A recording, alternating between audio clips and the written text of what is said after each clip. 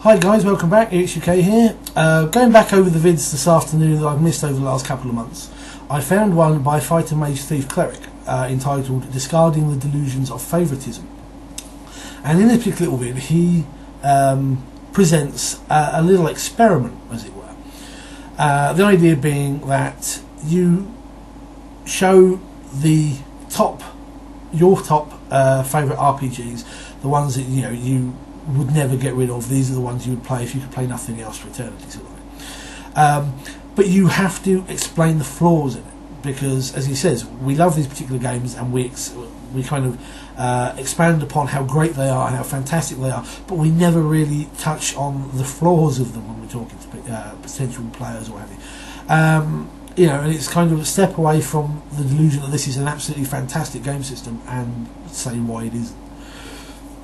And I quite like this. I thought this was a very clever little idea, so I'm going to do this response to that and see what happens with it. I'm not going to touch on the second part of his video, which was to do with game balance coming from this particular topic. I think that's probably a topic for another time.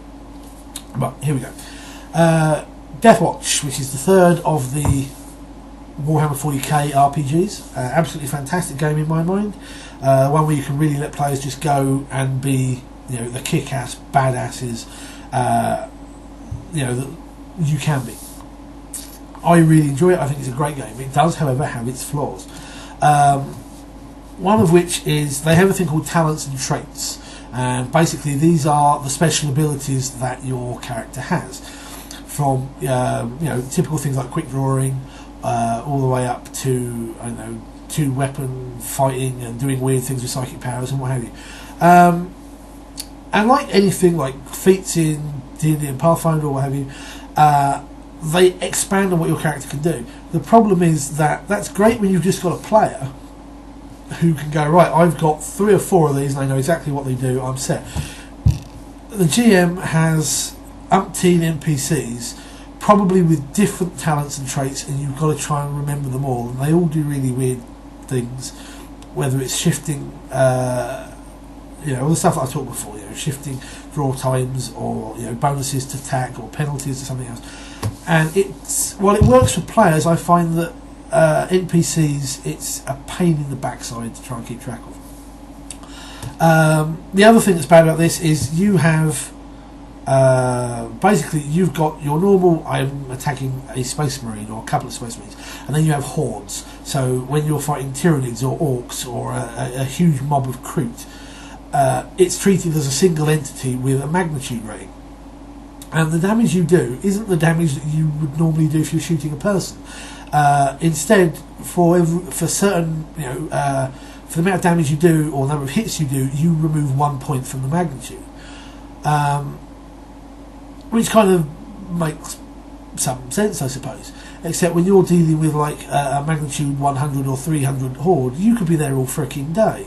The horde rules are awkward. They don't work very well. You really need to be able to do a bit more damage out of it, and it's one of the reasons why the few times I have run it, I've tried to avoid hordes. The other thing with this particular game that I find annoying is in the source material for it, in the extra books, there are too many optional but must-have rules.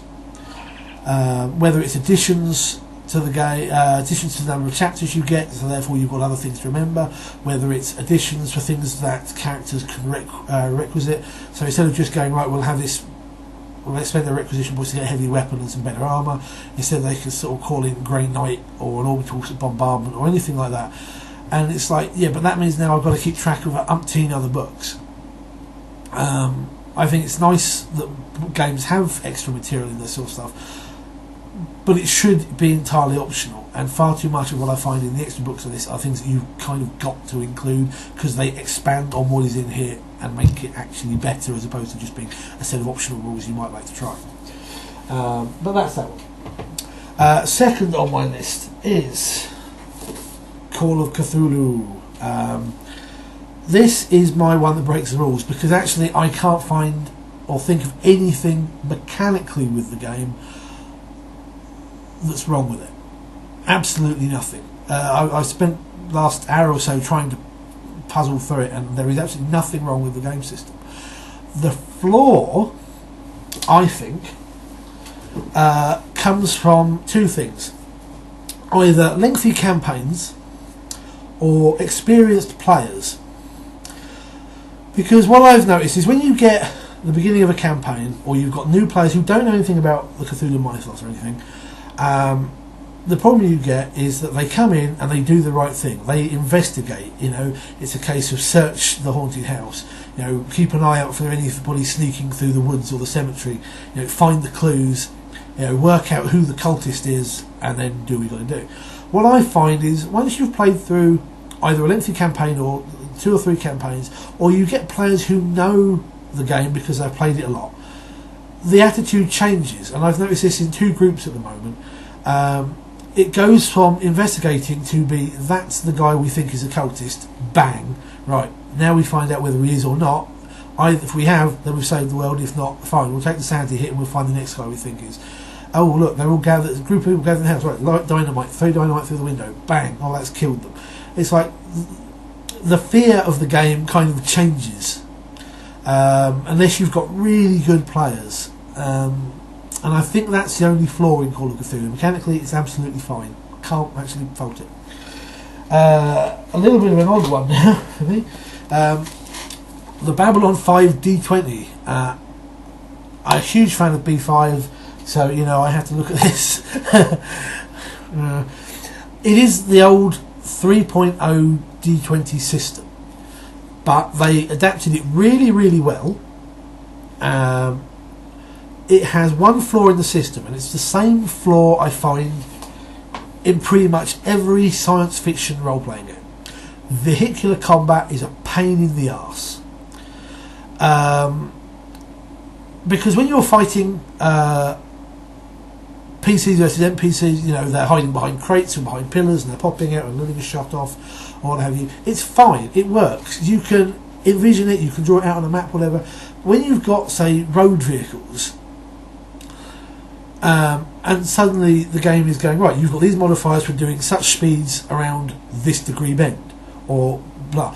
You've got to decide whether a bend's coming up, because you can't draw 15 kilometres of road or whatever, and you can't just arbitrarily say, right, you're driving across this wasteland, there's a sand dune, we'll make it a drive roll.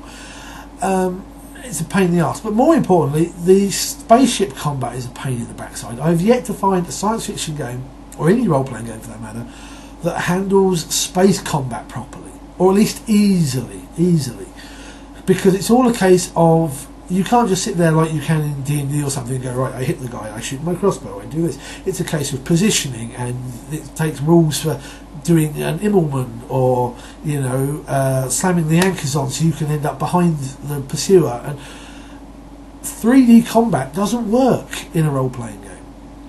It fails in this, it fails in the Star Wars D20, it failed in pretty much all versions. Well, I've only played Mega Traveller and Traveller 2300, but it failed in those.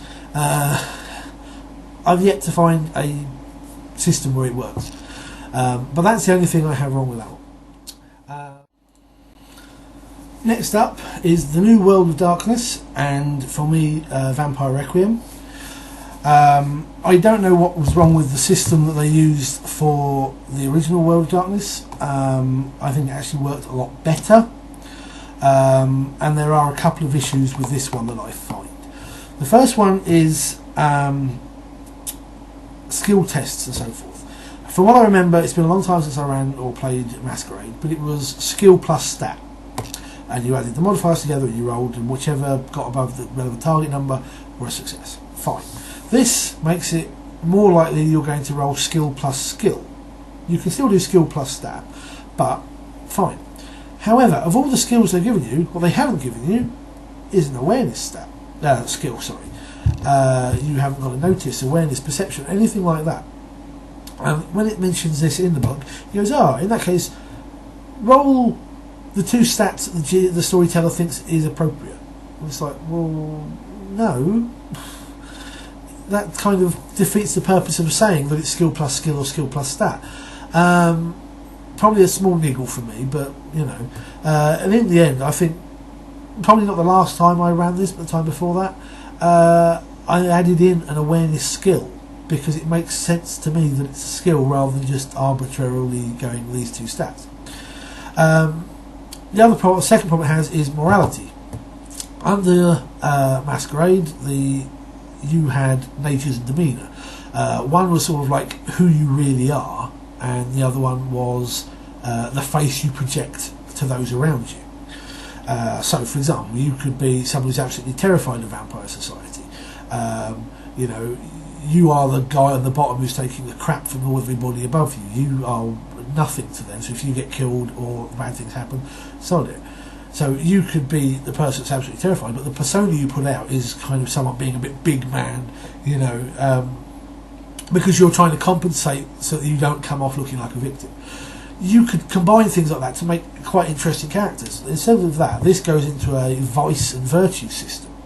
So your virtue could be hope, but your vice could be lust, because I think all the vices are based off of the 7 sins. It's like, but that doesn't really help me in any way to create a character. Why not just use what you had before?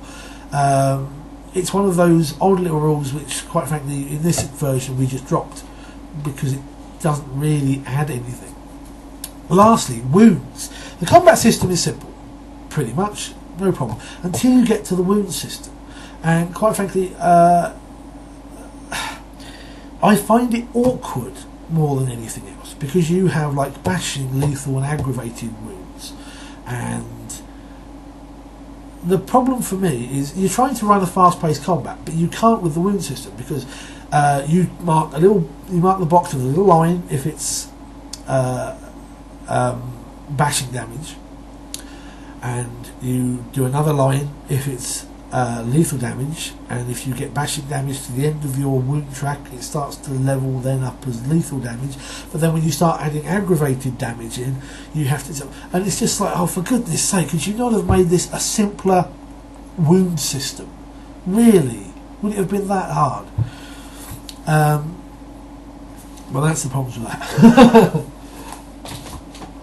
Lastly, and I'm kind of loath to do this in a way, because this is my favourite fantasy role-playing game system. Pathfinder. I love this system. It's, despite the grievances that I do have with it and the grumbles and stuff I sometimes come out with, this is the system that captures fantasy role-playing best for me. But it has, I've listed 5 things here on my notes that really I think are negatives. One of them is things like grapples. Grapples were a nightmare under 3rd edition D&D, and supposedly they fixed that sort of thing in here, and that's fine because you have CMB and CMD, combat mover bonus, combat mover defense. But one of the things we've learned kind of recently is that there's a lot more to grapples than that now. There's things you can and can't do, and one of the players who is playing in one of the games that I'm in is playing a monk, and he actually had to have a flow chart that he found online to explain what you could and couldn't do if you were grappled or grappling. And when your system is supposed to be simpler than it used to be and better, that's a real no-no. Second thing is there's far too many feats in this. It's a nuisance, and then every new book that comes out has umpteen more new feats. And I don't know, I'd rather that had been a lot more concise. And I think that's something that kind of does annoy me. Thirdly, you have attacks of opportunity. I hated these under D20, I hated under D&D, and I hate them under this. They are a pain in the backside, because you've got to go, right, if you move through a threat range, you get attack opportunity. If you cast spells within range of somebody with, you get attack opportunity. And it's like, what we used to do under 1st and 2nd edition D&D was, if you ran away from a fight, from your being in melee, the opponent got a free swing on you. If you cast a spell while you were in melee, the opponent got a free swing on you.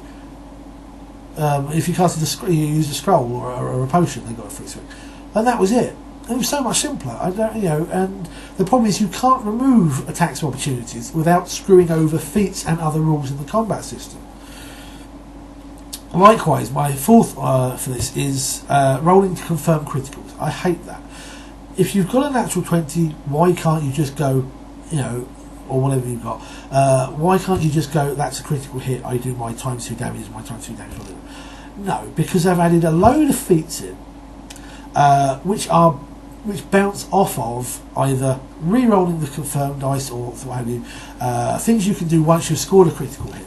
So you've got feats and class abilities and other things that all trigger off feats. You can't even remove that to just go, you scored a critical hit, roll your damage. Or, you know, and that...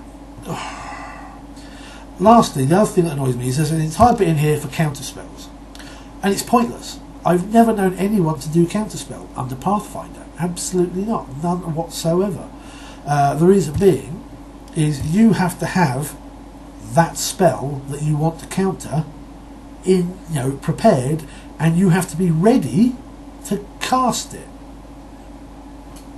So you've got to go, right, I'm expecting the evil wizard Zog to be casting magic missile in a minute. So I've got to keep a magic missile and ready in action to use that magic missile to counter his magic missile. Well, sod that, just shoot him with a freaking magic missile. You know, it's utterly pointless. It should just simply be a case of if you've got a spell prepared, not even, you know, I can understand the readied thing, but if you've got a spell and you notice and you see that casting, you can release one of that level or higher to disrupt the energy, and you have an opposed roll, something like that. Why not just do it like that?